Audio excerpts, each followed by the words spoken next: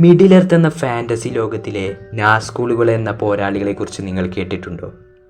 കണ്ടാൽ തന്നെ പേടിപ്പെടുത്തുന്ന രൂപം കൊണ്ടും ശബ്ദം കൊണ്ടുമാണ് അവർ തങ്ങളുടെ മുന്നിലുള്ള ഇരയെ കീഴ്പ്പെടുത്തുന്നത്. സത്യത്തിൽ ആരാണ് ഈ നാസ്കൂളുകൾ? അവർ മനുഷ്യരാണോ അതോ മറ്റെന്തെങ്കിലും ജീവികളാണോ? എന്തായാലും നമുക്ക് അവരെക്കുറിച്ച് കൂടുതലായി അറിയാം. ഞാൻ നിങ്ങളെ കൊണ്ടുപോവുകയാണ് ആ സാഹസിക ലോകത്തേക്ക്.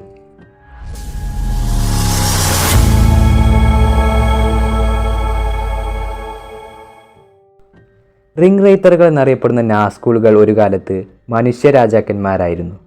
വളരെ കാലം മുമ്പ് ഇരുണ്ട പ്രഭുവായ സൗറോൺ ഈ മനുഷ്യർക്ക് 9 മാന്ത്രിക മോതിരങ്ങൾ നൽകി. തുടക്കത്തിൽ മോതിരങ്ങൾ അവർക്ക് ശക്തിയും സമ്പത്തും നൽകി. എന്നാൽ പതുക്കെ മോതിരങ്ങൾ അവരുടെ മനസ്സിനെ വിഷലിപ്തമാക്കി. അവർ ജീവിതത്തിനും മരണത്തിനും ഇടയിൽ കുടുങ്ങുകയുണ്ടായി. അവർ ഈ ലോകത്തിൽ നിന്ന് അദൃശ്യമാവുകയുണ്ടായി, എന്നേക്കുമായി. പക്ഷേ അവരുടെ ആത്മാക്കൾ ഇരുണ്ട പ്രഭുവായ സൗറോണിൻ്റെ നിയന്ത്രണത്തിലായിരുന്നു. സൗറോണിന് വേണ്ടി അടിമവേല ചെയ്യുകയായിരുന്നു അവരുടെ പ്രധാന ജോലി.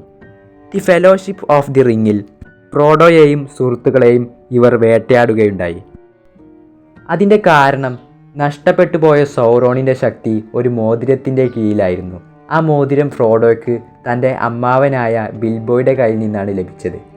അത് നശിപ്പിക്കുവാൻ വേണ്ടി മോർഡോറിലുള്ള മൗണ്ട് ഡൂമിലേക്കുള്ള യാത്ര മധ്യയാണ് അവർ നാസ്കൂളുകളുടെ ആക്രമണം നേരിട്ടത്.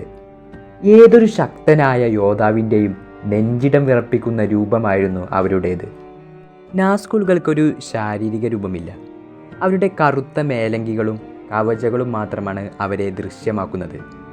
കറുത്ത കുതിരകളും വ്യാളികളുമാണ് അവർ യാത്രക്കായി ഉപയോഗിക്കാറുള്ളത്.